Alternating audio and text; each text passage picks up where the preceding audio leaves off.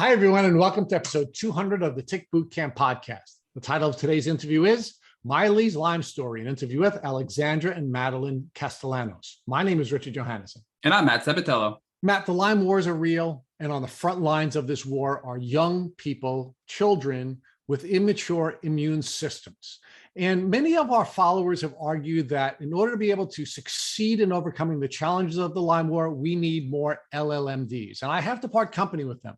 I agree we need more LLMs, and I agree we need more LLDs, but I don't agree with merging them together. And what I mean by that is we need more Lyme literate moms and Lyme literate dads. And I think if we have a model, or we need a model for Lyme literate moms, we have one in Alexandra Castellanos. Rich, Alex is certainly an LLM. One of the things we talked about on this podcast interview is how there's probably so many children out there being misdiagnosed with behavioral issues, and they likely have a tick-borne illness. Alex is jumping into the community and starting to network and advocate for young children, and she's going to do even more of this in the future. We look forward to working with Alex as she continues with this cause. So, Matt, we keep arguing to our followers that if you want to shortcut your journey, you should be looking for someone who has already achieved the goal you want to achieve and then model them. Well, I think every parent should want to model Alex Castellanos in that she found the way to get from a bite to a diagnosis to a treatment protocol that ultimately allowed her daughter to have a successful outcome. And I'm really excited to introduce Mylie's Lyme Story and Alexandra and Madeline Castellanos to the Tick Boot Camp community. Hey, Madeline and Alex, welcome to the podcast. Hi. Good morning. Good morning. So Madeline, can you start by telling us where you live? Well, we live in Los Angeles, California, and it's really nice here, and we love the sun. It's hot. Yeah. It's hot right now. Yeah. And Madeline, how old are you? I am 9.5 years old, and my birthday's coming up, which I'm super excited for. Oh, well, happy early birthday. Thank you. So Alex, can you tell us about where you grew up? Yeah. So I grew up in Los Angeles, California. I've been here my whole life. And so has Madeline. So we are California natives, California girls. So Alex, I'll start with you. Tell us about what you learned about ticks and tick prevention and Lyme disease in your childhood. My goodness. So it's so interesting because like I said, I grew up in California. So I spent my summers and my winters doing family trips, going to Yosemite Park. And I guess I grew up knowing that ticks were just something that would possibly happen if we would go hiking. And I distinctly remember having one of our cousins had a tick in his belly button, and it was nothing, out of the ordinary. I remember my dad actually got a lighter and he just lit the tick and the tick came out, and that was it. We just never thought it was anything bizarre or weird. We just thought, okay, there's ticks out in the woods and you just either light it on fire and it'll back it up. And that's it. I never heard of Lyme disease. I had never thought that ticks were dangerous. I just thought of it as it was just a regular insect. So that's basically how I grew up. And I thought that up until Madeline was diagnosed with Lyme. So really you thought they were just a regular bug that can bite you. They were a nuisance. You'd pull it out and move on with your life. Yeah. And in hindsight, looking back, do you think that burning the tick to get it out was the proper removal process? Oh my goodness, no. And if anything, like what I know now, it's almost so comical because I think about like how we grew up and then just thinking about, going to Yosemite and how casual we were about it. It's insane to me because like I would never do that, knowing like what I know now. Even now, I think maybe even a year after Madeline was diagnosed, I would put her in leggings and I would have like socks rolled outside of the legging, and that was just to probably go outside. And that was not in the woods. So definitely, my mind has changed about ticks and the experience and everything that's happened. So now, yeah. Do you recall ever being bitten by a tick in your life? No, I do not. I've never been bit by a tick. I've never had a bullseye rash, nothing. So So Madeline, talk to us about what you knew about ticks and Lyme disease before you got sick when you were 5, if you can remember that far back. I probably didn't even know what a tick was. I don't think so, huh? No. Yeah. I just probably thought when somebody said tick, like it was a clock. Yeah. Yeah. Because, we're in California and a lot of people just, especially where we live in the city. So a lot of people don't even say that there are ticks in California, let alone in Los Angeles. So it's really nothing that people speak of. If anything, when Madeline was diagnosed and, the mention of a tick was even brought up, it was like, oh, like how, or where were you, or how did this happen? Or were you on the East Coast? That was like the number one question I always got was, were you on the East Coast? So Alex, I'm assuming that growing up, Madeline wasn't using any sort of tick prevention methods like a natural spray or doing any techniques to help her prevent a tick from finding her and biting her. Absolutely nothing. No. Mm-mm. And talk to us about the education there, because here in New York, if you go to parks, you do see occasionally signs, beware of ticks, use tick repellent. It's on the news occasionally. Do you ever hear anything about Lyme disease in California on the news, any signs at parks, anything like that at all? We don't. I don't recall anything. And, we go to a lot of parks, even when she was younger, before the whole, Lyme diagnosis thing. And I don't recall seeing any signage at the beaches, parks. I don't think we've gone to any forests. I don't think you've seen any tick signs. Yeah. I don't recall seeing anything like that. No. So this is a question for both of you, for Alex and Madeline. Do you know anybody in your lives that has been impacted by a tick-borne illness like Lyme disease? Yes, we do. We do. So ironically, my aunt, and I'm going to say the city because I think it's so important that people hear where my aunt and my best friend live. So my aunt lives in Fullerton. It's a city in California. And it's so important that I say this because a lot of people are so surprised when I say that my aunt who lives in Fullerton has Lyme disease. And she contracted it here in California, probably in her city.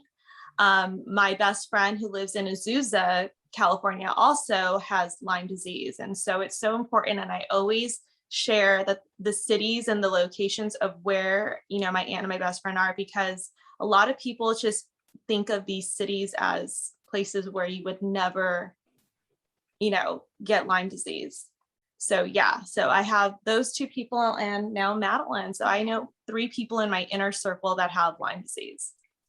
So from the standpoint of recognition, when your aunt was diagnosed and your best friend was diagnosed, do you think that there have been some changes in California locally to be better aware that Lyme is a potential risk in cities like where you guys live? No, I don't think I've seen anything. If anything, it's probably more on social media. I do recall seeing something along the lines of they were reporting that there are ticks at the beaches, which I thought was really awesome. So I do recall seeing that. I do feel like that article came from the news, like a news channel outlet. So that was really good. But other than that, I don't think I've seen anything. All right. So Madeline, talk to us about when you first got sick when you were 5, if you can remember what your symptoms were and how you started to feel differently then. Well, I was a super hyper kid. Madeline was always hyper. I'd run around. Yeah, she stopped taking naps. I would have to say even at 1.5, almost 2 years old, she has always been a very light sleeper. She just doesn't need a lot of sleep as it is. And I noticed that she was starting to take naps. She was starting to fall asleep. I think we were driving over to a play date at her friend's house and she fell asleep in the car and it was time to get out. And she just told me, no, she don't want to go. She'd rather sleep. And I thought that was just so bizarre because all of a sudden my child was just sleeping. So, yeah. Right. Mm-hmm. And they did get headaches. And then I remember once we were at Target and then we were like, come on, let's go in, Madeline. And then I couldn't walk. There, remember? Right. Yeah, I remember that. Your legs were. And you had to carry me. Yes. I remember that too now. Madeline, talk to us a little bit more about that. When you say you couldn't walk, did your legs hurt and you couldn't walk or you couldn't move your legs? Oh, like they hurt so bad, like I couldn't walk. So now when these symptoms started, was there a tick bite or any kind of bite that you experienced, Madeline and Alex, you recall that would have triggered these symptoms that now looking back could have been a tick bite that caused Lyme disease? Do you want to answer? Do you want Mama to answer? Yeah. So I do recall that Madeline had a bite on her arm, and it formed a massive, massive rash. It almost took over her entire arm. And so I did end up taking her to urgent care, and we were dismissed. And I feel like after that bite, however, I do want to stress, I did not see a tick on her. There was no bug. There was nothing there. It wasn't even a bullseye rash. Just this rash in particular was just bizarre and large, and it literally took over her entire arm. And so I did take her to urgent care, and we were dismissed. And then I feel after that visit is when all the symptoms started happening. And I would have to say maybe for a good month and a half, there was just something off with her. It just wasn't the hyper vivacious Madeline. So the symptoms started pretty quickly after that bite. Definitely. So Madeline, do you remember the bite? Kind of, or like, do you mean like when I was bitten? Yeah, you remember the bite and the rash, and if so, can you tell us how it felt? Was it hot? Was it itchy? You know, what kind of feeling did it have? I don't really remember.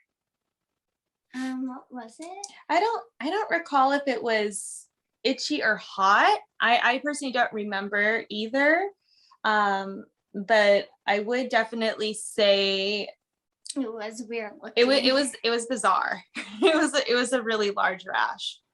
So was it a large rash that was fully colored? Was there a bullseye in it? Was it raised? Do you remember any details about the rash? It was definitely a bunch of red. It was red. Raised and it was red. It wasn't a bullseye rash. I would definitely say a month and a half after that, then that's when we started getting the funky bullseye rashes. She had one populate on her arm and then on her leg and her inner ankle. So before the bullseye rashes, Alex, did you think that the change in your daughter's energy and her new symptoms could have been related back to that rash? Or is just the education so non-existent that you never connected the two together at that point?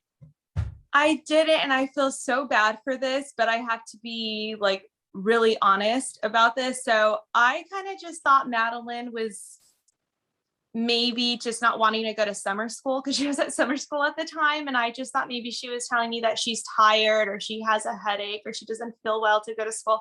I really thought that's what was happening. So looking back on it now, obviously, you know, her symptoms were true and they were real, but I just took it like she was just being a child who didn't want to go to school because it was summer. Obviously, every child wants to stay at home. And then it was a really, really, really hot summer. I remember that summer. It was hotter than usual. So I just thought those were also symptoms of the heat. So talk to us more about a month later after the rash when Madeline, you started to develop the bullseye rashes. So Madeline, I'll start with you first. Do you recall those bullseye rashes when you started to develop those a month after the first rash? I do remember like looking at them and I kept like looking at them. And I was like, I don't know. I just kept looking at them for some reason. And where were they, Madeline? Were they on your arm, on your legs? Where were they show up on your body? Well, one was on my arm, the other one was, and then later I had one on my leg and then my ankle. And I think they were all bullseyes, right? They were bullseyes. The first one populated on her arm. Yeah. And then I can't even recall, but within days, the other ones were coming up. And so, yeah, I knew something was wrong. So Alex, now that you knew something was wrong, did you take Madeline back to the doctor to say, hey, look, she's not feeling great. Now she's developing new weird rashes. What's going on?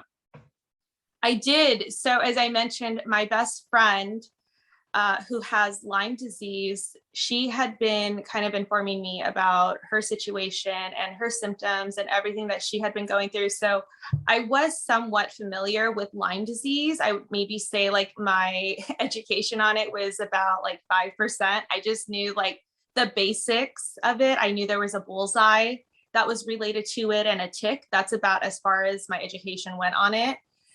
So when I saw the bullseye rash, I thought, oh my goodness, this is like what my best friend has been telling me that she has. And this is a symptom of what she has. I thought something is not right. So obviously I didn't take her back to urgent care because we got nowhere there. And so I called our general doctor. He was not available. So we were sent to go see his physician's assistant.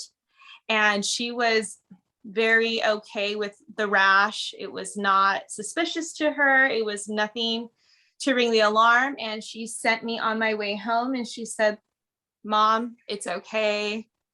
Like, you're fine. Go home. So we were going home and I ran into our doctor in the hallway and I said, please look at her arm. I said, something's not right. So he went ahead and he looked at it. He freaked out and threw us in a room, thankfully. And he's like, wait for me. So we did. And thanks to him, I mean, I owe him everything because he saw it and he knew what to do. Alex, I know thankfully your doctor listened to you, but you went there with the knowledge at the time that you had because of your friend that this could be Lyme disease because of the bullseye rash, correct? Mm-hmm. And the PA dismissed you, even though we know today that a bullseye rash clearly indicates definitely you have Lyme disease. Yes. So I do believe, because now I'm starting to remember, I'm remembering now that was asking if we had a tick, if we had traveled anywhere, we had gone hiking, if we went to travel, and my answers were all no, no, no, no, no. So therefore, in her experience, this was a go home and put Neosporin on it. But not to be too critical of the PA, yes, most patients who suffer from Lyme disease and even chronic Lyme disease don't remember the tick biting them because ticks do have a lot of properties like an antihistamine and a lot of stealth tools they use to not allow the host, meaning us, the humans, to know they're even biting us, right? Mm-hmm. So do you think that this is something that can be improved in the California area for PAs and doctors to recognize that a lot of patients never even know they're bit by a tick, and if they have a bullseye rash, it should be treated seriously and they should be treated for Lyme disease? Yeah, no, absolutely. I mean, I'm still confused as to why this is not something that they're educated on or updated on. I feel, even when I was in there, it's like, I feel like we're living in, like the 1950s, like it was almost like the medical books have not been updated and just no one's aware of it. So before we get back to Madeline with a few other questions, Alex, I want to ask you, do you feel that there are any factors that cause the PA to dismiss you? Because we've heard from a lot of past podcast guests that age, gender, and also appearance matter when getting a Lyme diagnosis. So Madeline probably looked very healthy at the time. She probably was acting very healthy at the time. And you're coming in and they could be looking at you as a stressed mom. So do you think those things really had any sort of influence in the PA's decision to just dismiss this as a rash and you overreacting to your daughter? Yeah, definitely. I definitely felt I was the overly stressed mom who goes in for anything, but I'm not. So I definitely feel like that's what happened. And yeah, a lot of people thought that probably. Yeah. So Madeline, do you remember this doctor's visit when you went? A little bit. What? They drew your blood. Oh, yeah. I know you would remember that. Oh, that's scary. Oh, nobody likes getting blood drawn. So Madeline, did you put on a brave face when you went in there? Did you go in there trying to be normal and put on a brave face for your doctors? No, I don't really do that. I just kind of tell them, and then I always just hope that I don't have to get my blood drawn. That's been the worst for her. Yeah. So Madeline, when you were meeting with the physician's assistant before the doctor ran into you and your mom when you were leaving, did you tell the physician's assistant that you were having these new symptoms, that you were tired, that your legs hurt really bad, and that you just didn't feel right? Did you tell the doctor that? No, I think you did, right? Yeah, but now thinking on it, I don't think I even stressed it too much because, like I said, I feel like my knowledge of Lyme was just very basic. It just involved, a type of an insect and, a rash. That's as far as it went. It didn't go any further than that. So as far as like the symptoms, I don't even think I really put her tiredness, the migraines, the aches in the legs. I don't think I really connected that to what was going on. I think I just really said like, hey, this is a rash. I need medicine. That was it. That's all So Alex, you really just thought that she had a bullseye rash and had Lyme, but you didn't connect any of her symptoms to the Lyme disease. You just thought the rash was the only symptom she had for Lyme. Yes. So thankfully your encounter with your doctor was a much better encounter, and he pulled you into the other waiting room. So at that point, unfortunately, Madeline, did you have to get blood drawn? Yeah.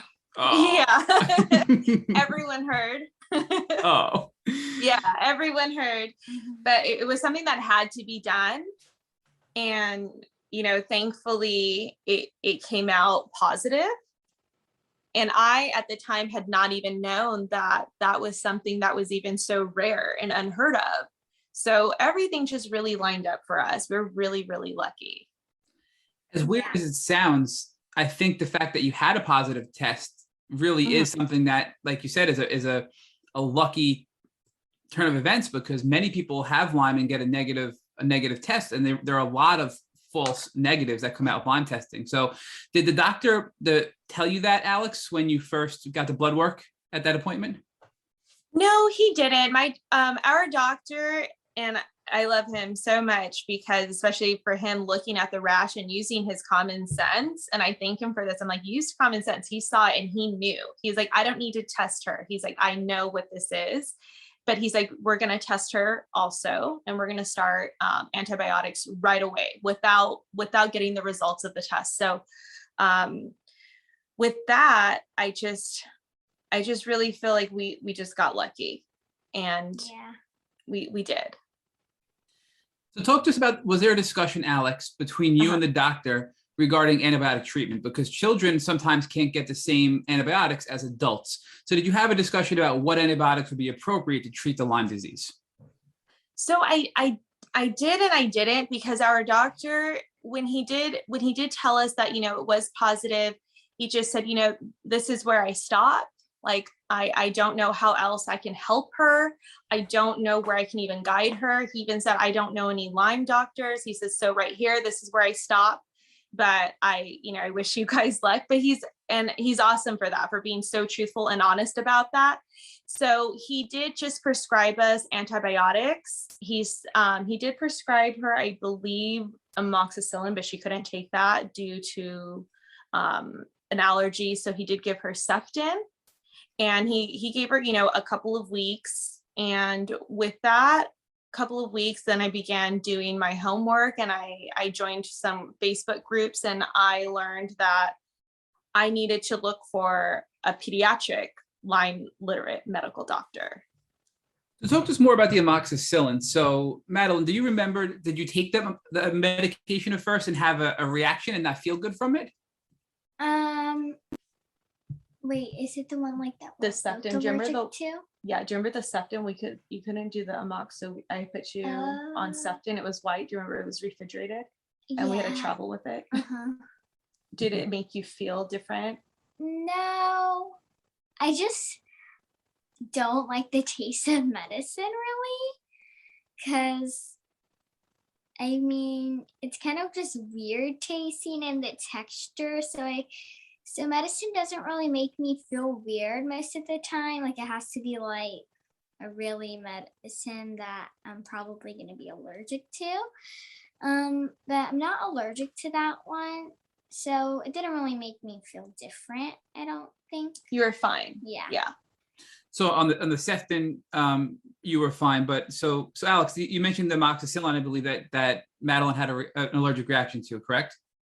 No. She can't take amoxicillin, like, period. So that was his first choice. He wanted amoxicillin, but we couldn't do that. So then that's why we ended up going with Septin. Gotcha. So I'm not sure if that's maybe like second place on the tier. I think it is, because I even wrote that in our notes. Madeline was not a candidate to do doxy. So back then, doxy was not for children 8 and under. Now it is. So that's a different ballgame too.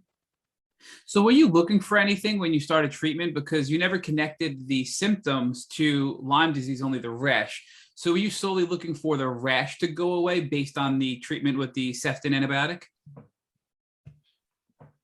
Looking back on it now, possibly, yes. And then I would have to say maybe even a week into it, I think after joining the Facebook groups, I think I realized like what we were actually involved in, because I was still mentally thinking that Madeline was probably going to take 4 weeks of Septin and then we were done. And then joining the Facebook group is where I really, really understood exactly what Madeline was officially a part of now, because those moms on there, they really, you know, they explain to you everything, and then they go through their experience and you start realizing this is not a 4-week situation and we're walking away from it, because I thought that's what was happening. Alex, was that the prescription that was prescribed by your doctor? Was it a 4-week prescription of Septin? Yes. Madeline, talk to us more about your symptoms. So were there any other things that you felt that were not good, that made you feel sick or bad? So you mentioned you had your leg pain, really bad headaches, and you were tired. Was there anything else that felt different and off when you were sick with this? Well, recently my eyes have been weird, like Light sometimes- sensitivity. Yeah. Yeah. Like I think before we even started this, I asked her if she wants us to turn the lights off. She just does better, you know, with the lights off. Mhm. And that's very common with Lyme disease. Do you have, Madeline, noise sensitivity as well? Does loud noise sometimes make you just feel overwhelmed and not so great? No. Oh, thank goodness. just me. So at the end of this 4-week window, were your symptoms any better, Madeline? Do you remember when you finished this medicine that you didn't really like the taste of? Were your symptoms any better? How did you feel? I don't really remember. What did I feel? You know, I don't even recall. I know within that 4-week time span, we had probably already taken her to Connecticut. I had already found a doctor. So I think that whole 4 week was a blur for us. It was just work, work, work, work, work. I just recall even my parents jumping in and trying to find a Lyme literate medical doctor that would see a 5-year-old child in California. It was so challenging. And even now, speaking of it, I have so many parents that come to me and they say, oh, I had no problem finding one in California. I actually have the opposite. I had the hardest time to find someone that would see Madeline because of her age. I would have to say their treatment age would start at age 8 or 9. So even my mother remembers calling and we would just end up hanging up because it just wasn't, you know, a place that Madeline could go to. So those 4 weeks, I don't know if we really focused on if she was getting better or not, because we literally were just like working. We were just working the phones, trying to get in. And then if you do find someone, then it's like, oh, sorry, we have, you know, a wait list, or it's going to take a month to get in. And somehow we managed to get into Dr. Jones over in Connecticut. So Madeline, thankfully you have such an amazing mom who realized that you needed some more help than you were getting. Do you remember what this was like for you at the time? It must have been weird and maybe scary to see your mom and your grandma, it sounds like, making all these phone calls, trying to get you into doctors across the country, to another state. Do you remember what was going on at the time and how you felt about it all?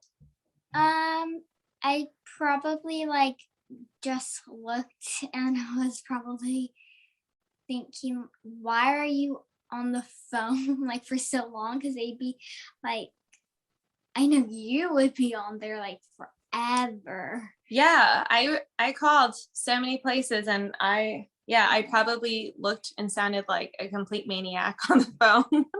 I might have even like cried. So I'm pretty sure.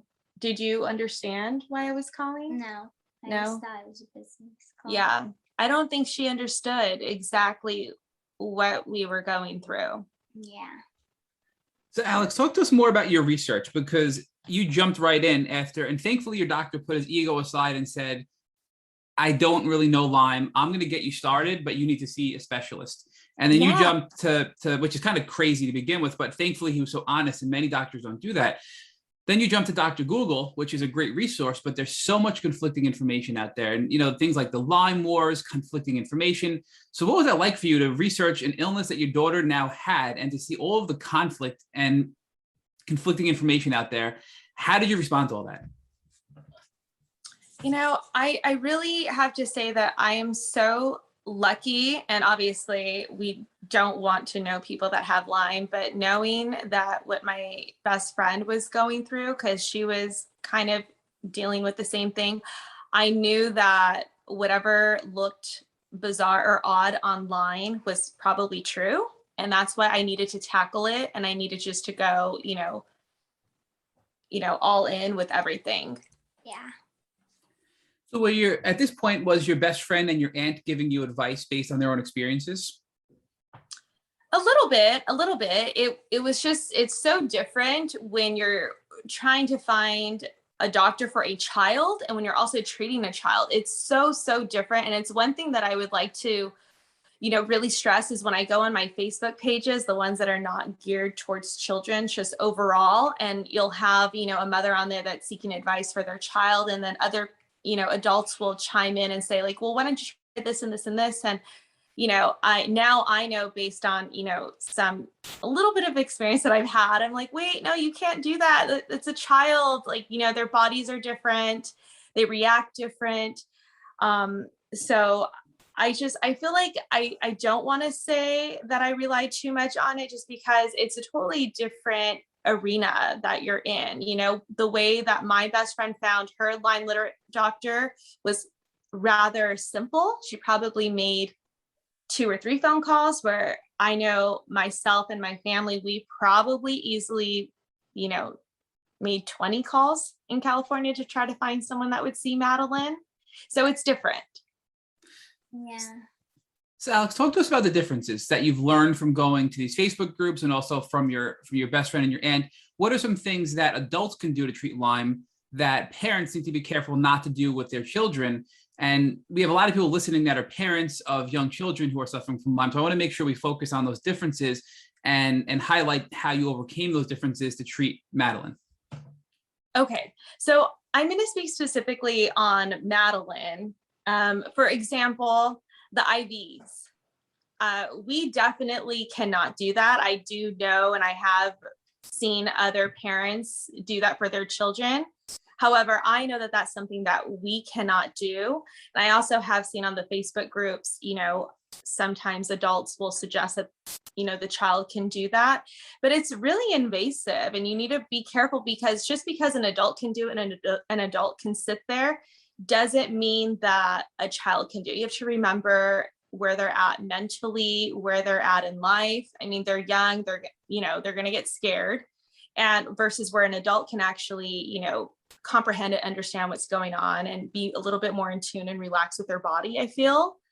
So I feel like that's one major thing, or even the peptides. There's no way that my daughter, again, I'm going to speak specifically on Madeline because I have read and seen kids that are doing this.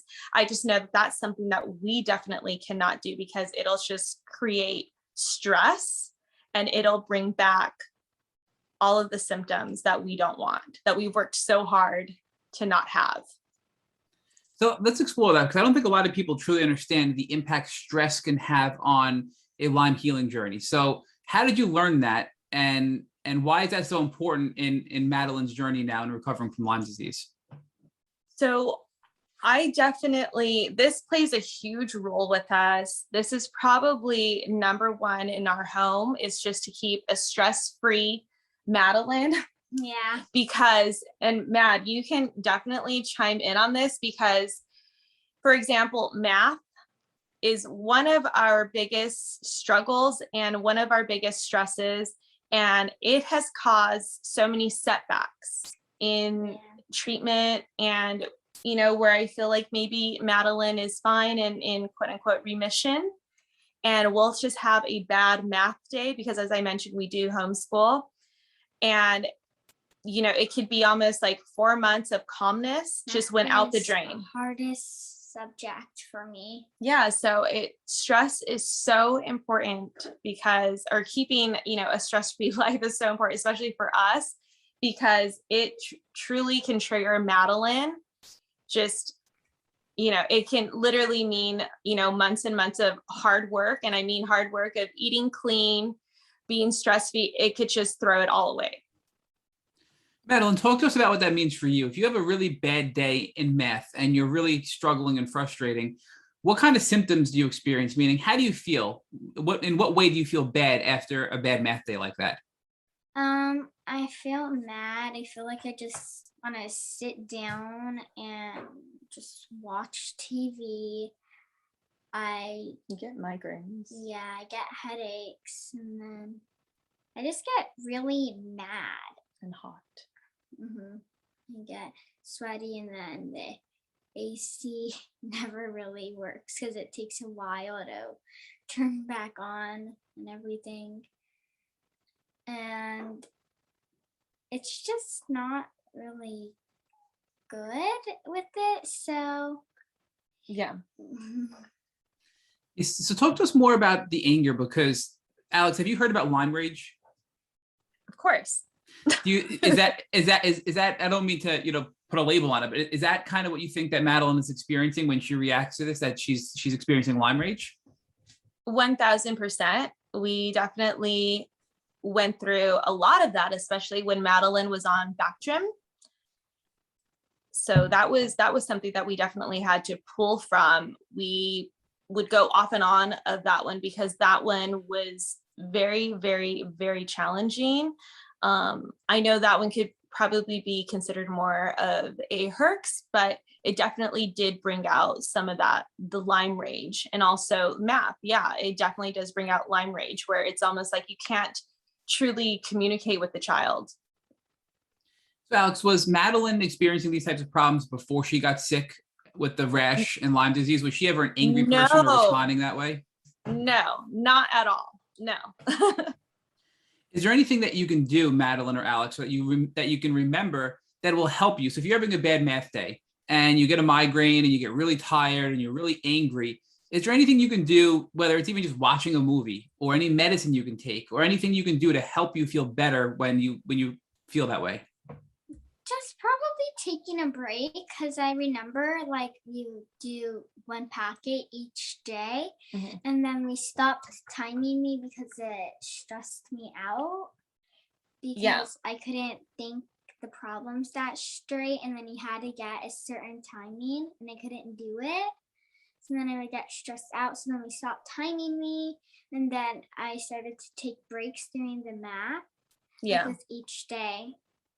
Just breaks, taking breaks. It's so important to take a break and listen to your body and listen to your child, because otherwise you're just going to upset them even more. And you have already lost your child. You essentially have.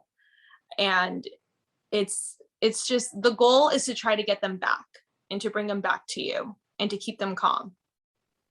Alex, talk to us more about how you found Dr. Jones in New Haven, Connecticut. I know you mentioned that you spent hours and countless days fighting with doctors to see Madeline and treat her. How did you finally land on Dr. Jones, and what made you decide to go across the country to treat? Sure. So as I shared earlier, I had a really challenging time finding a doctor that would see Madeline. And this was purely because of her age. It wasn't because they weren't seeing patients. It was merely because she was 5 years old and she was just too young. So I went on Dr. Google, as you called it, and I Googled best Lyme pediatrician in the world. I literally Googled that. I could tell you exactly where I was. I was in my parents' living room. I used their laptop and I pulled it up, found the number. The hardest office to get a hold of, they never answer. And I say this jokingly because he is known for this. So any other parents that were with Dr. Jones will totally understand everything that I'm saying. They never answered their phones. So it was so hard to get a hold of them. But I knew when I had Googled him and I read up on him that I wanted Madeline to go there. And there was just no other doctor in my eyes that we were going to go to. Like, we were getting in. So it sounds like you almost had to stalk him to be able to get an appointment for Madeline. Oh my goodness. We faxed him, we emailed him, we called, I would probably say 10 times a day. I left numerous voicemails because that was the only way that they were operating. Like I said, he uses fax machines. So that alone should say a lot of how we were trying to communicate with him. And then finally, my stepdad somehow got a hold of someone in there. And that's basically what opened up the communication. As an IT professional, hearing that he's still using fax to communicate makes me cringe. But I do want to draw an interesting parallel here, because it sounds like when you're dealing with children with Lyme, that the parents have to fight even harder than adults trying to find a Lyme related doctor. And I think we don't talk about this enough. We interviewed Olivia Goodrow, who is the founder of the Live Lyme Foundation, and her mom, Holiday Goodrow, who's actually just this week has been appointed the co-chair of the tick-borne disease working group at the federal level. She is perfect fit for that job. So we were very excited about that. But she actually had to fight, and she literally stalked Dr. Horowitz and had to pick him up from the airport and basically be his driver to get him to see her daughter. So it sounds like you had to kind of do a similar thing where you had to really just be super aggressive and have your father-in-law and your mom, and you had to just be basically knock down his door until you saw Madeline. Yeah, we did. And it worked, and it happened. And let me tell you, this is how interesting it is. So they said, we're going to email you the application, and then you're going to mail the application. I thought, no, this is not like what I want to do. I just thought, how do I know it's going to get there? I was like, wait, you want me to send an actual hard copy that Who does that? No, it was so crazy. It's just thought, I can't email this back to you. Or they're like, no. And I said, what about fax even? And like, no, we want the hard copy, like in a yellow envelope. And I just thought, okay, we got to roll with it. This is what we have to do. So we did it. Well, Dr. Jones, you sound like a great Lyme doctor, but please upgrade your technology, please. I know. No, it's so funny. And he still handwrites all of his notes. So, yeah. But it sounds like it was worth it. So talk to us about how you finally got an appointment and how long was the wait? Because you mentioned some of these wait lists could be months, if not years, to get in to see a doctor. So as I mentioned, when Madeline was on that 4-week Sefton run, and it was just kind of a blur because we were all just like hustling and working, and I don't know if anybody paid attention if her symptoms were getting better because we were just hustling at that time. We got in within 5 days, so that meant that we had to like book tickets, book a hotel. So everything was a blur.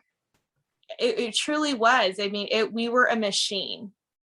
Well, it sounds like you were very fortunate to get in to see Dr. Jones 5 days later, considering some Lyme doctors have a year-plus waiting list. It was insane. And I'm telling you, we were lucky from seeing our general doctor who saw the rash and did not require a positive test to get antibiotics. So we were lucky there.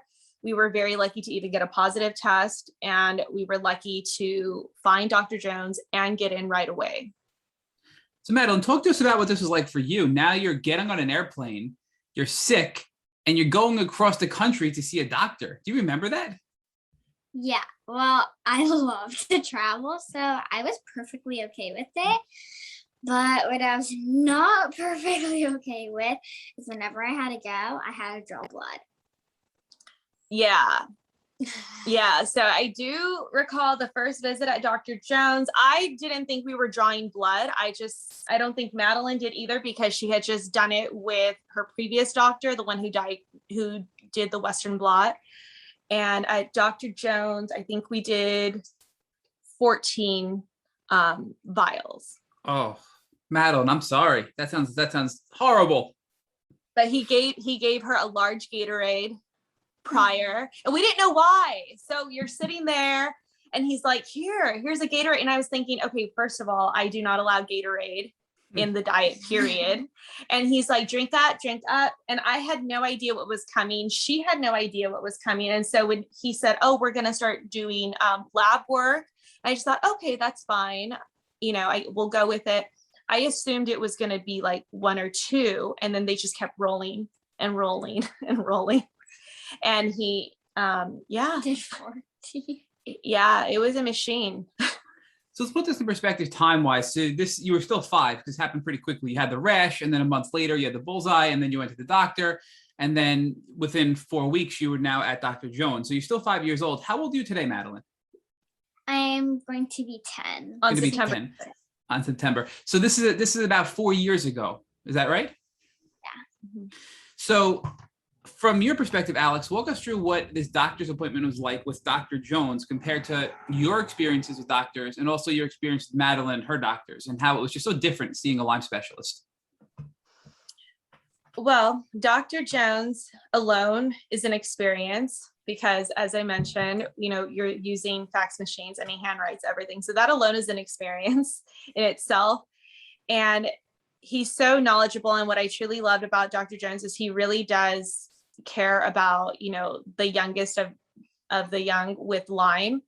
And he truly has dedicated his entire life to them. I mean, when we were there, he even told us that he was treating even a baby, so I would definitely say though, the difference is obviously it's much more costly. That's a huge difference compared to our regular doctors, is the cost, the time that it takes, the drawing of blood, and you start learning about different labs that you're working with. Whereas if you don't have Lyme, you don't know what IGeneX is. You don't know what DNA connections is. You don't know what Galaxy is used for, maybe if you want to test a certain co-infection.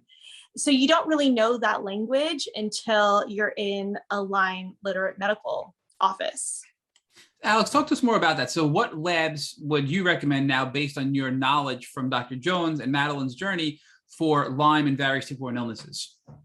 I personally loved IGeneX for Madeline. So I really love that. Unfortunately, it does involve blood. We have tried the urine one. That one I felt for us, again, was kind of a hit and miss. So I personally love IGeneX. I know we did a follow-up just on our own with IGeneX. So I like IGeneX. Now, when Dr. Jones drew all his blood, did he send everything just to IGeneX, or is he sending it to different labs to see which one would possibly hit positive?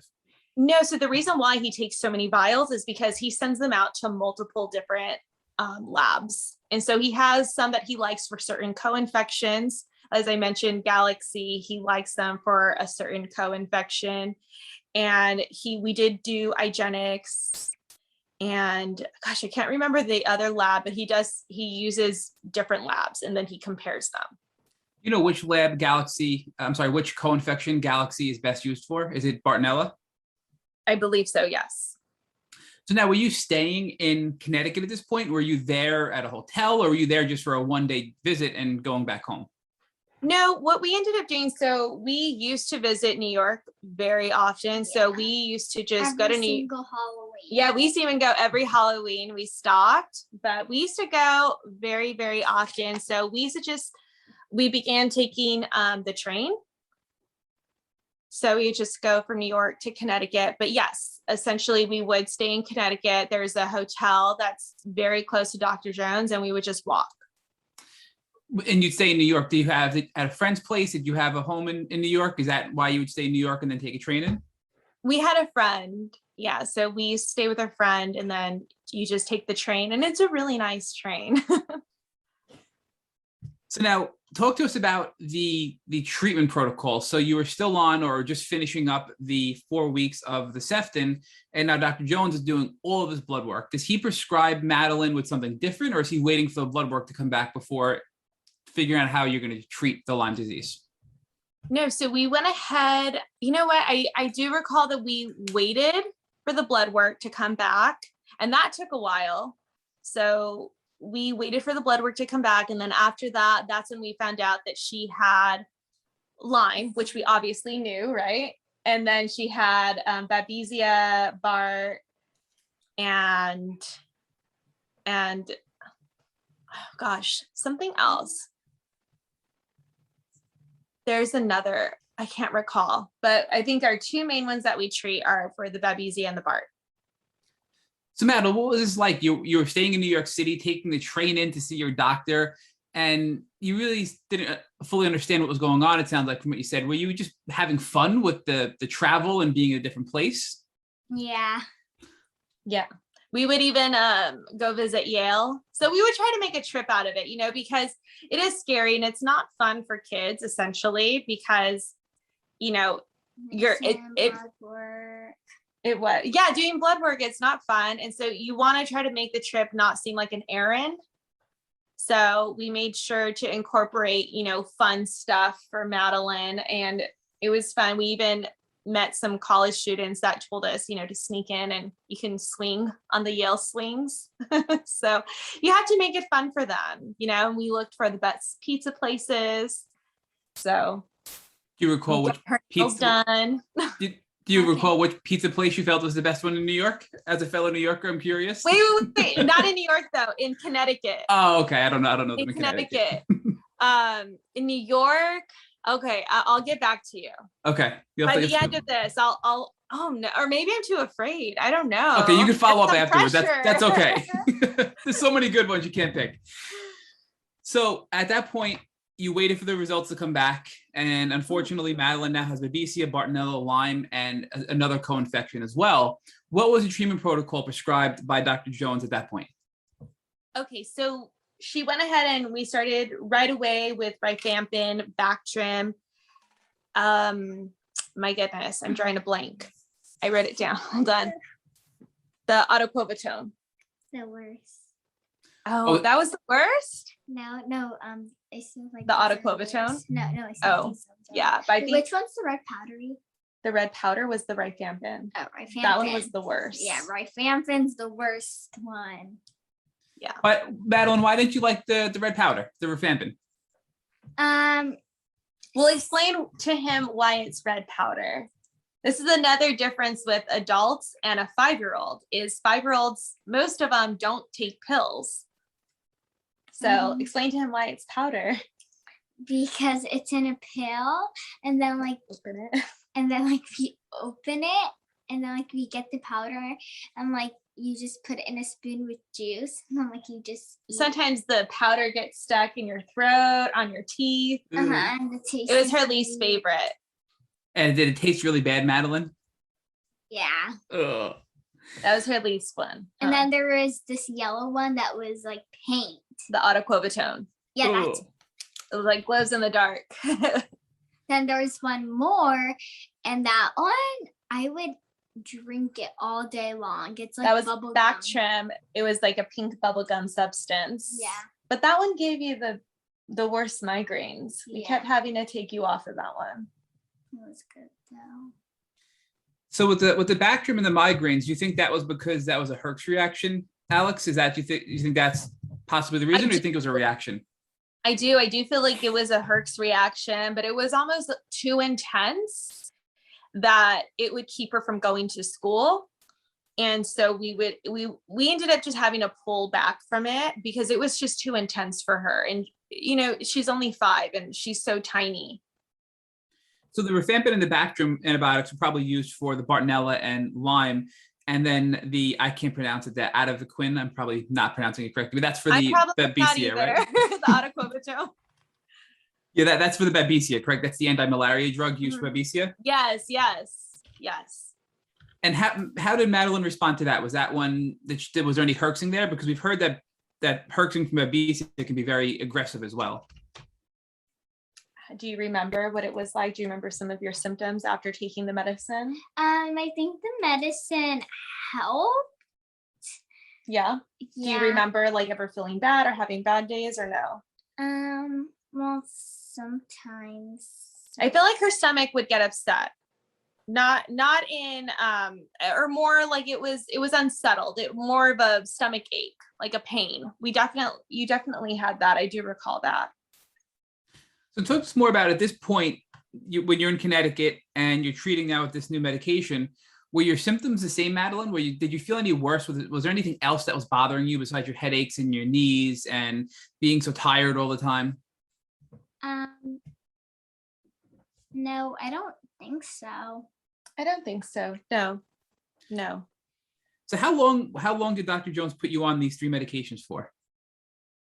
A year? It felt like a year or two, huh? No, so And again, I was so naive still, even though I knew I was starting to gain so much knowledge through, Facebook and, meeting with Dr. Jones. But I thought we were only going to be, or I thought Madeline was only going to be on these 3 antibiotics for maybe 2 months or 3 months.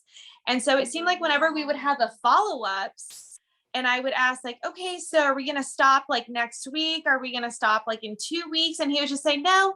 And I would never really get a clear answer. But to answer your question, Madeline did 10 months straight, nonstop, with the exception of back trim. And that was just purely because that gave her probably the worst symptoms. It would really, really affect, her little head. And it was those migraines were really, really bad for her. So do you think, Alex, that if you weren't so aggressive in diagnosing and then finding a Lyme specialist, that the Lyme would have progressed and it would have been much harder and much more severe to treat Madeline? Yeah, no, absolutely. I mean, I used to think about that all the time. Like I used to think, gosh, like with her symptoms right now, the way they are, and they're, I know for like the Lyme community, it could be considered mild, but for us, I mean, they were pretty, I don't know if severe is the right word, but when you have a 5-year-old and they have those symptoms, like the severe migraines and just things are going south, and that's not your child, like it's just so sad. And like the sooner you catch it, then the better, because the later you catch it, it's the way worse. Yes. Yeah. And please don't take this the wrong way. I just think I don't think you really, it was very severe. Migraines alone can be debilitating. So I think that, okay. Yeah, I really do believe that this case sounds severe, but I also want to credit you, Alex, because it could have gotten even worse, I believe, if that makes sense. Yeah, no, absolutely. It could have. And I've met other, parents along the way who, their children are ultimately homeschooled for physical reasons, also mental reasons, because maybe they can't, keep up, or, it's too stressful, or even, it's tiring on them. So definitely. So Alex, you said it was 8 months in total, correct? For these 3 medications? 10. So at the end of the 10-month window, Madeline, when you stopped taking all the medication, did you feel better? I felt the same. I was a lot happier. I think I recall you were doing better a couple months. She was doing a little better. I would probably say at the 6th, 7th month mark, because I recall I jumped on a call with Dr. Jones and I said, she's doing really great. I said, can we stop now? Because these heavy antibiotics it really bothered me. It wasn't something that I really wanted Madeline to be on, especially because I just thought she was going to jump on one. I had no idea what co-infections were, and I had no idea that we were going to get involved with 3 heavy antibiotics on a little body of a 5-year-old. So I was like ready to get off of these as soon as possible because I didn't want it ruining her gut. And so I do recall jumping on a call with him, asking him, I said, hey, she's feeling better. She's doing great. I think the symptoms are gone. Can we just pull off? And he told me no. He's like, because it could just, make us go backwards. He's like, you got to just keep pushing forward and making sure that we're getting everything. So Alex, talk to us more about the gut health, because you mentioned that you were concerned about all these antibiotics. Were you doing anything either on your own or with Dr. Jones to address the gut health and the side effects of the antibiotics? Sure. So we kind of did our own thing. Dr. Jones doesn't really have a plan, or he doesn't really execute gut health. So I just kind of did my own thing. I ended up, again, on Facebook with other moms, and I ended up finding other probiotics that they were using. And I ended up putting Madeline on those probiotics, and I was doing them 2 hours apart from the antibiotics, so that the antibiotics don't attack the good bacteria, what I'm trying to, replenish. So once again, now you've become Dr. Alex, this unofficial Dr. Alex hits Dr. Google and gets all the right information to protect Madeline's gut while treating Lyme with these aggressive antibiotics. Mm-hmm. Yes. So I know from discussions we've had offline that there was also some discussion or use of herbs as well, it sounds like, maybe nutrimetics and the Byron White protocol. So where did that come into play? Okay, so after, the 10 months, we were doing great. I would have to say even for like a year, Madeline was doing fantastic. There were really no symptoms. She was almost back to, a normal childhood. And then something took a nosedive. I don't know exactly what it was, but we were full blown back with symptoms. And so my mom ended up finding a holistic or a naturopathic doctor out of San Diego, which is much closer to us. We don't have to fly out there. And so we ended up switching over to her, Dr. Nicola, over in San Diego. And she's the one that got us on, the Byron Whites and the Nutrimetic.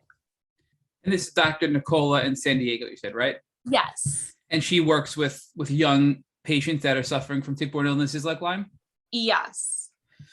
So how long was Madeline symptom-free or almost back to normal before she had the resurgence of symptoms? I would have to say it was almost a year.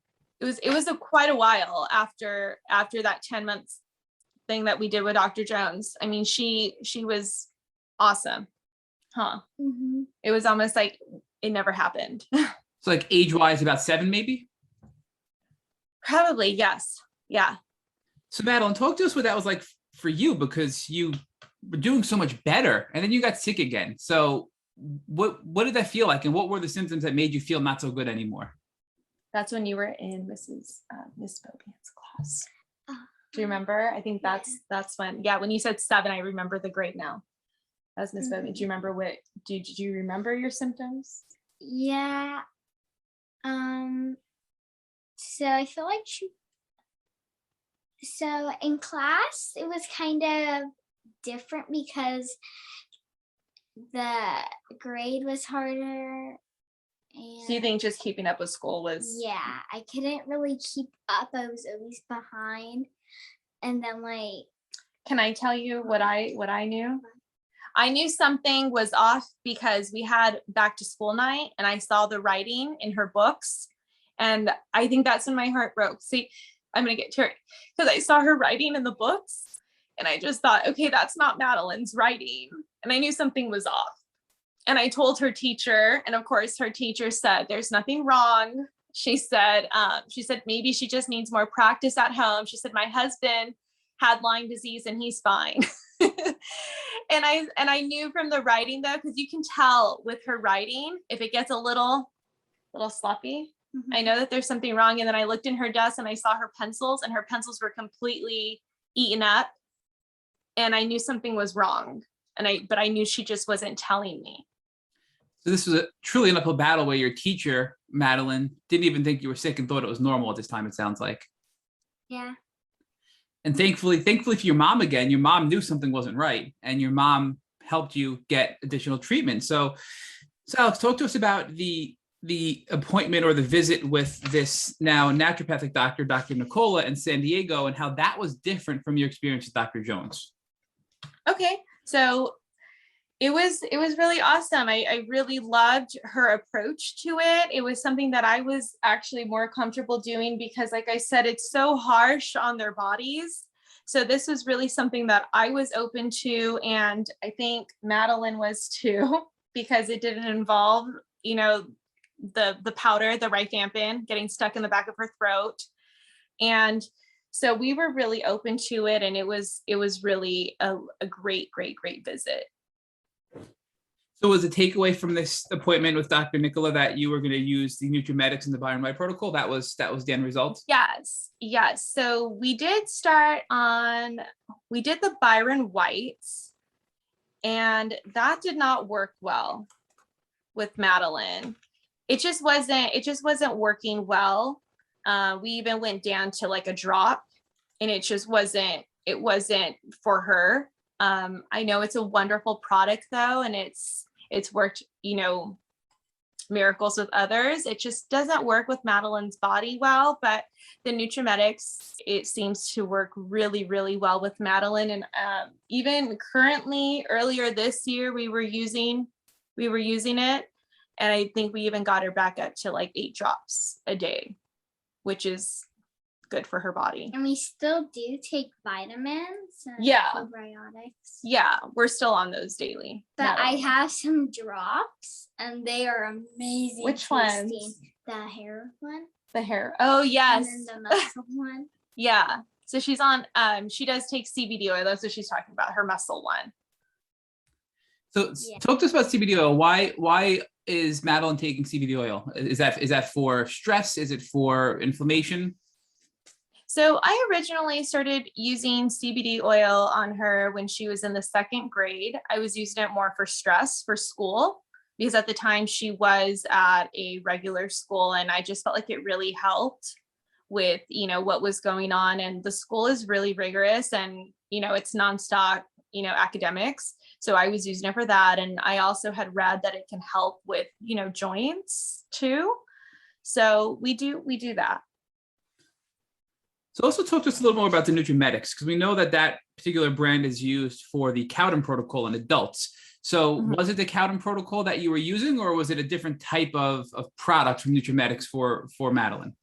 Different products. I would have to say what I have, you know, probably going on at least once a year is the Hatunia. That one is probably our best friend, because that one is what really kind of comes back into Madeline's life. So we definitely deal with that. So the herbs have really allowed you to get Madeline back to a good baseline, it sounds like, Alex.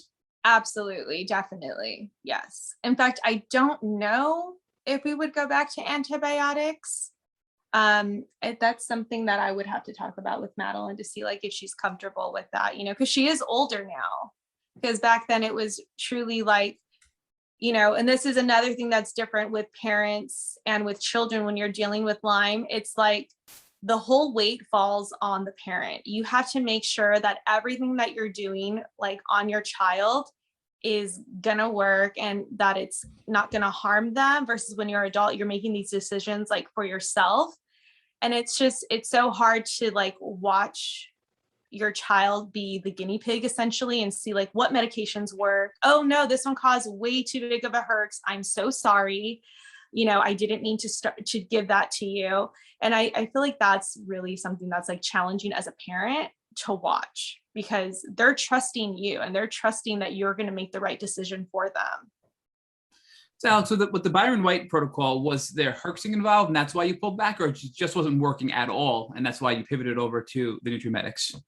The herxing was just way too much. Even at 1 drop, it was just not happening. We were having severe Lyme rage. I mean, severe.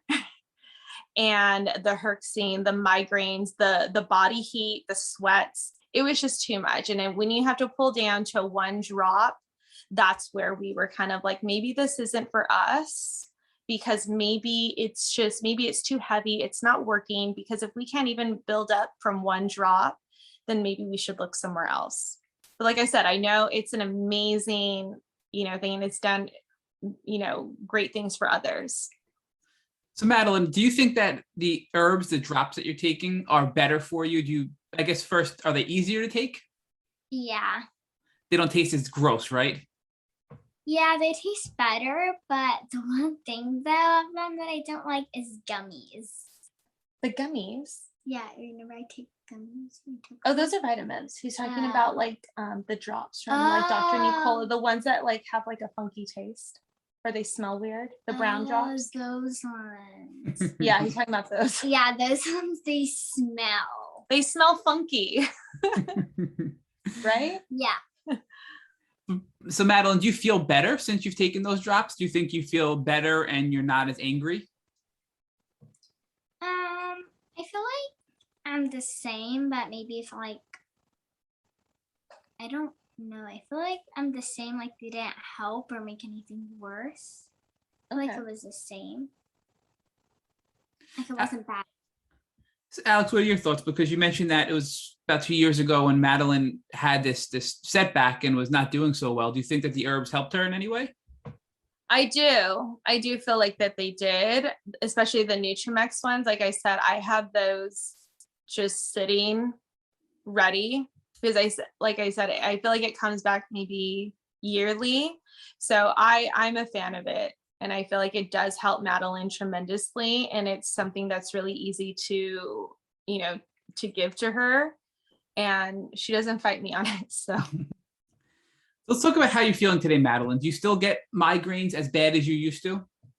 No, it's pretty rare when I get them. Yeah. What about like your knee pain and the pain in your legs? Does that still happen?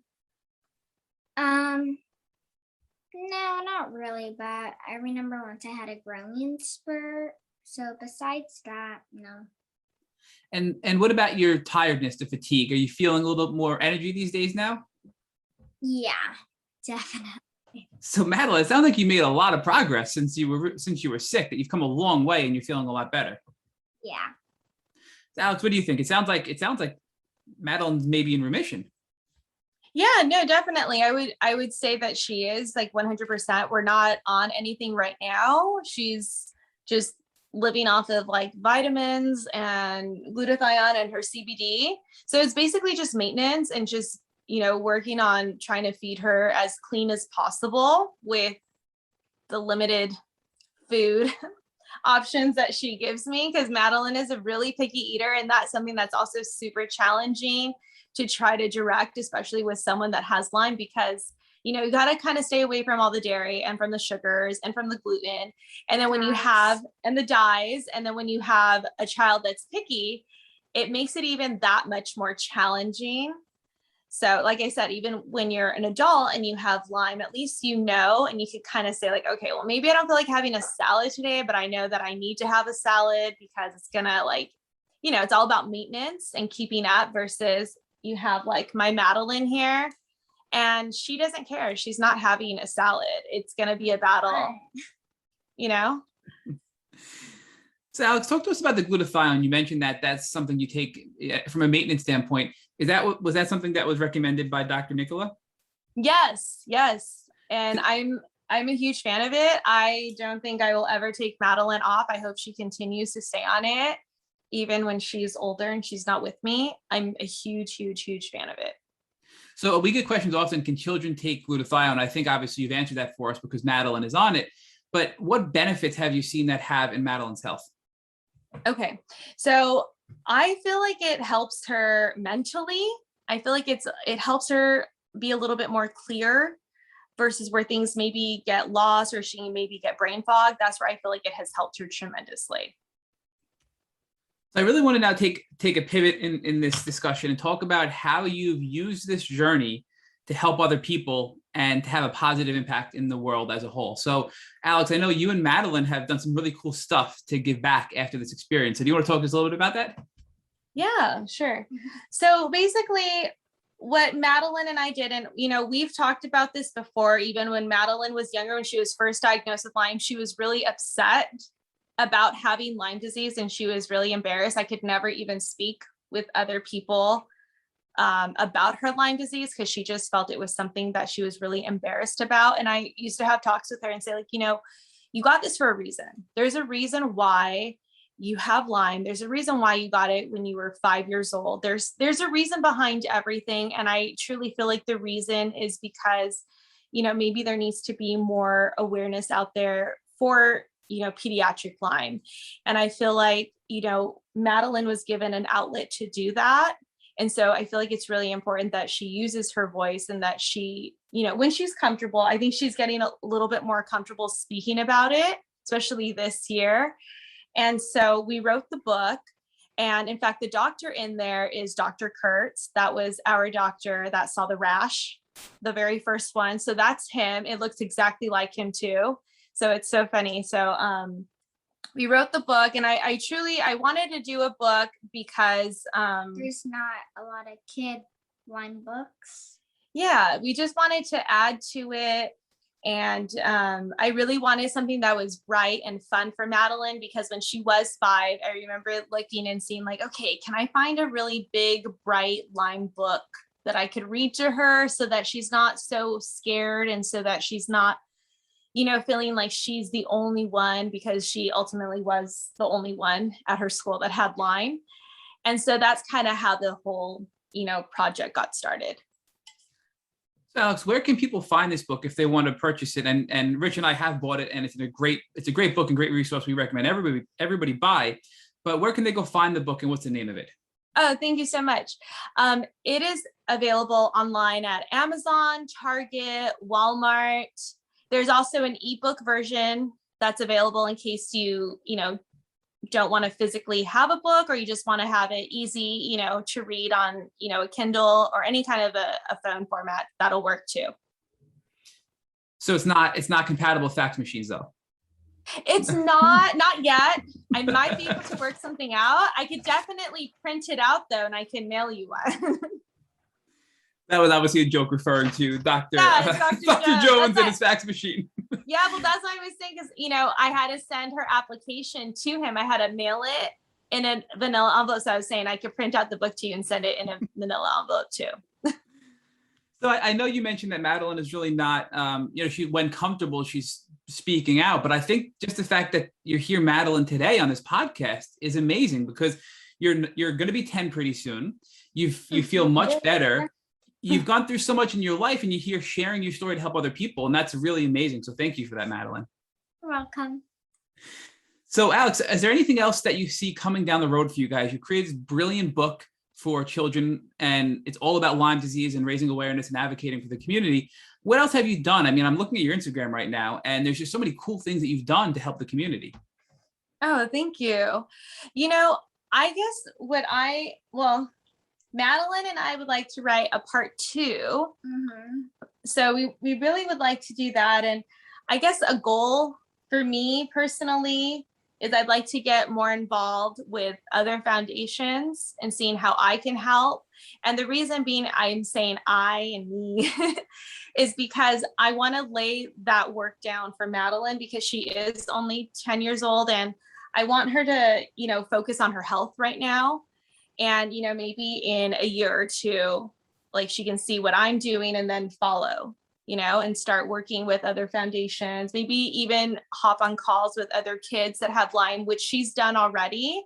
And that has been so amazing. And that's made my heart so warm, because she's met other kids on Facebook, and, they talk and they FaceTime, and it's really awesome for them. So if people are listening and they want to get in touch with you to either talk as a parent or as potentially their child, to touch base with Madeline, what's the best way to contact you? Social media, email? How should they reach out to you? Yeah, definitely. My email, my Instagram, my phone number. No, anyway, I mean, we're totally open. I love speaking to other parents about Lyme and what their children are going through, especially what they're going through. I met a mother, Brandy. She's been amazing. I've met Brandy. Oh my God. I'm sorry, Brandy Dean. Is that who you're referring to? Yes. Oh, she's the best. Yes, you're in good company. Yes, I love Brandy. So, I mean, I've met so many incredible moms, because of this. And I just know that it's going to happen for Madeline too, as she gets older and as she becomes more and more comfortable, with this and speaking up and, just spreading awareness. So I know that's going to happen. Mm-hmm. So the final question we ask all of our guests, and this is going to be directed towards you, Alex. If tomorrow, pizza, no, we'll hold that for after. If God forbid tomorrow, Madeline came in and had a tick biting on her leg, what would you do? Oh my goodness. What would I do? I'd get the lighter. No, I'm kidding. Oh my goodness. I'm like, would I take it out, or would you take it out? I would not take it. You wouldn't take it out? I don't blame you. I don't know. I mean, I know what to do, but then I'm thinking, what if it were to happen tomorrow? I guess I would do oh my goodness. I'm like, is there a wrong, there's a tick on me that's biting me and I don't know about it. I know. So I'm wondering, I'm like, am I going to get the wrong answer here? Cause I know what, I would try to get everything. I would try to get the head, obviously. And I would save the tick, get the tick tested. I'm not quite sure I would get Madeline tested, because I already know what to look out for. I would just look out for symptoms. Maybe a rash would populate. I'm not sure, but I would take out the tick myself and make sure I get the head, everything. And no blood work for Madeline, right? Madeline wants no blood work. I mean, I'm always down for blood work because we have to see what the body's doing, but Madeline is not a fan of it. And like I said, when she's doing blood work, the whole not the hospital, but the whole doctor's office knows that she's in. Nobody wants to take my blood. She scared one of the nurses. One of the nurses said, I will not.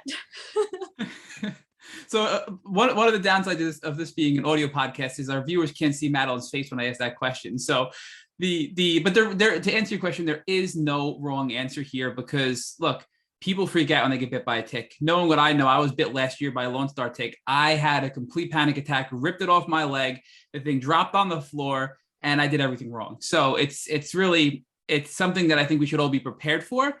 And we don't think about it enough, but it's something that your emotions take over because of knowing how bad it can truly be. So we appreciate your honesty on that, Alex.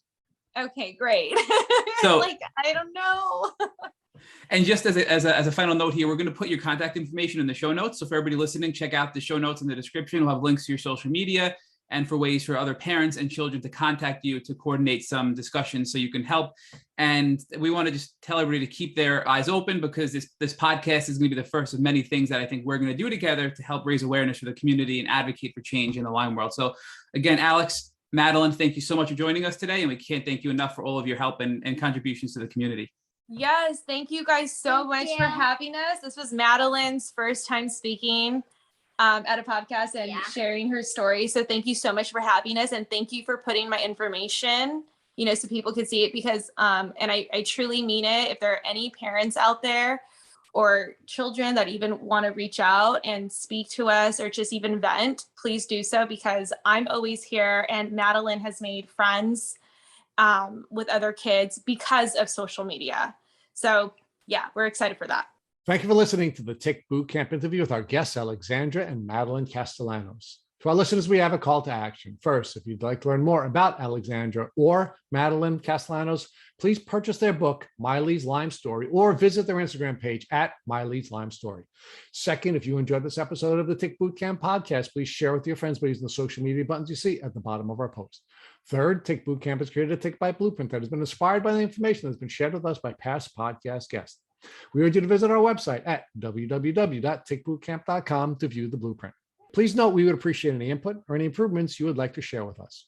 Fourth, don't forget to subscribe to this podcast on Apple Podcasts, Google Podcasts, or Spotify to get your automatic episode updates of our Tick Boot Camp podcast. And finally, we thank you, our community, for your comments on our past podcast episodes. Please take a minute to leave us an honest review on Apple Podcasts, on Instagram, or on our website. We make it a point to read every single one of the reviews we get. Thank you for listening.